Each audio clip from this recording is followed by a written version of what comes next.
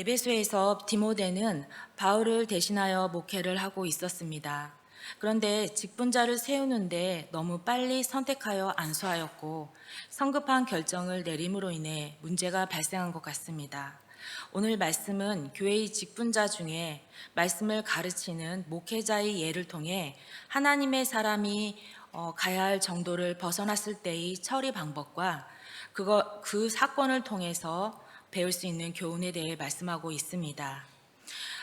17, 18절에 잘 다스리는 장로들은 배나 존경할 자로 알되 말씀과 가르침에 수고하는 이들은 더할 것이니라. 성경에 일렀으되 곡식을 밟아 떠는 소의 입에 망을 씌우지 말라 하였고 또 일꾼이 그 삭슬 받는 것은 마땅하다 하였느니라 말씀합니다. 잘 다스리는 장로들을 배나 존경하되 말씀과 가르침에 수고하는 자는 목회자를 뜻하는데 더욱 존경하며 그 임무에 전념할 수 있도록 물질적인 보수도 받아야 한다는 것입니다. 곡식을 밟아 떠는 소에게 망을 씌우지 말지니라는 신명기 25장 4절의 말씀과 또 일꾼이 그 삭슬 받는 것은 마땅하다 하였느니라는 마태복음 10장 10절에 주님께서 12 제자를 파송하실 때 하신 말씀을 인용해요. 어떤 것을 위해 일하는 사람은 그것에서 유익을 얻을 수 있어야 하는데 말씀을 전하는 자가 말씀으로 말미암아 살아갈 수 있도록 보수를 받는 것은 마땅하다라고 말씀합니다. 교회를 세우는 것은 성도들에게 올바른 말씀으로 먹이고 양육하는 것입니다. 목회자는 무엇보다도 말씀과 기도에 전념해야 되고 성도들은 목회자가 말씀과 기도에 전념할 수 있도록 배려해 주어야 합니다. 목회자는 최선을 다해 말씀을 전하고 이를 받는 성도들은 감사와 기쁨으로 대우할 때 교회는 말씀으로 인해 더욱 왕성해질 것입니다. 목회자는 하나님의 집에서 말씀과 가르침으로 수고할 때에 갑절의 존경을 받아야 하지만 또한 갑절의 책임도 수반합니다. 19절에 장로에 대한 고발은 두세 증인이 없으면 받지 말 것이요. 이 말씀은 목회자를 옹호하려는 것이 아니라 그에게 맡겨진 말씀과 가르침이 훼손당하지 않게 하려는 신중함 때문입니다. 교회 안에서 목회자는 교회와 성도를 대표하는 자입니다. 따라서 모든 면에서 주목을 받게 되고 비판에 쉽게 노출될 수밖에 없습니다.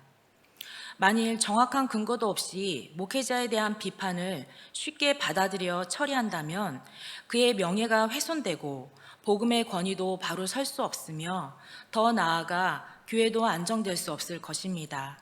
그러므로 목회자에 대한 고발은 최소한 두세 사람의 목격자의 지지가 있어야 한다는 것입니다. 20절에 범죄한 자들을 모든 사람 앞에서 꾸짖어 나머지 사람들로 두려워하게 하라 말씀합니다. 목회자의 고발 내용이 사실로 드러난 경우에는 그 죄가 교회 전체에 미치기 때문에 징벌도 공개적으로 다루어져야 한다는 것입니다. 여기서 공개적으로 다룬다는 것은 그의 죄를 교회 앞에서 고백하고 용서를 구하는 것입니다.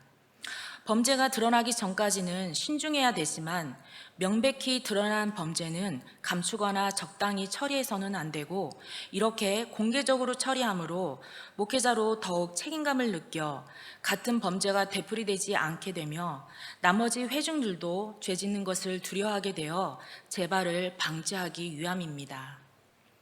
21, 22절에 하나님과 그리스도 예수와 택하심을 받은 천사들 앞에서 내가 엄히 명하노니 너는 편견이 없이 이것들을 지켜 아무 일도 불공평하게 하지 말며 아무에게나 경솔히 안수하지 말고 다른 사람의 죄에 간섭하지 말며 내 자신을 지켜 정결하게 하라고 말씀합니다.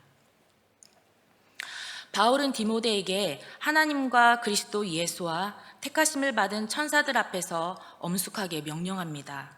먼저 너는 편견이 없이 이것들을 지켜 아무 일도 불공평하게 하지 말라는 것은 교회의 모든 일들을 목회자의 편견이나 선입견에 좌우되거나 그의 성향이나 입장에 영향을 받아서는 안 되고 공평하게 판단해야 한다는 것입니다.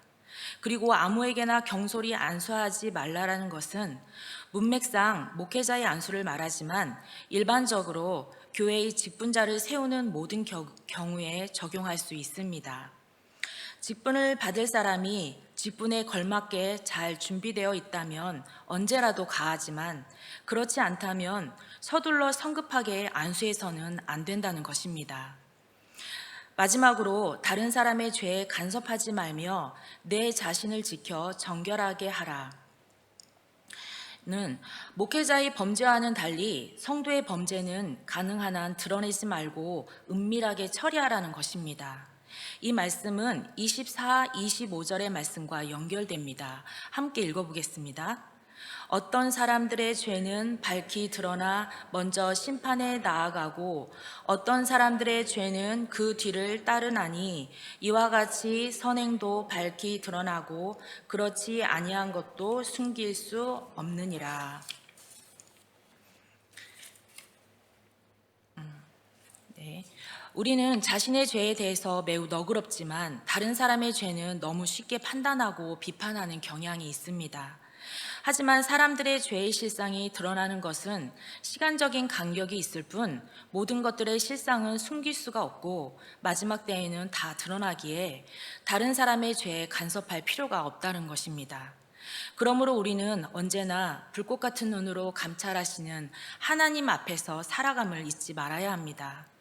늘 하나님을 인식하며 매사에 작은 잘못과 실수에도 마음 아파하며 회개하고 죄로부터 자신을 지켜 정결하게 해야 합니다.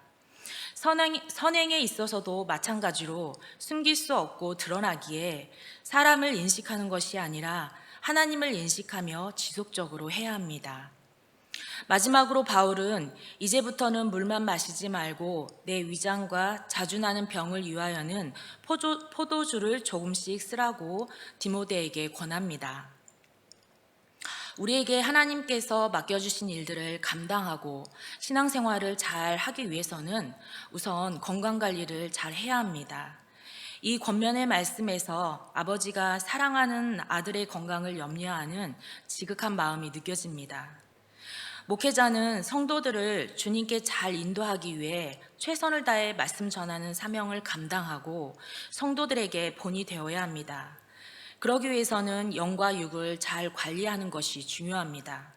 성도들은 목회자로 하여금 그의 은사들과 직책들을 잘 수행할 수 있도록 돕고 잘 따라 주어야 합니다.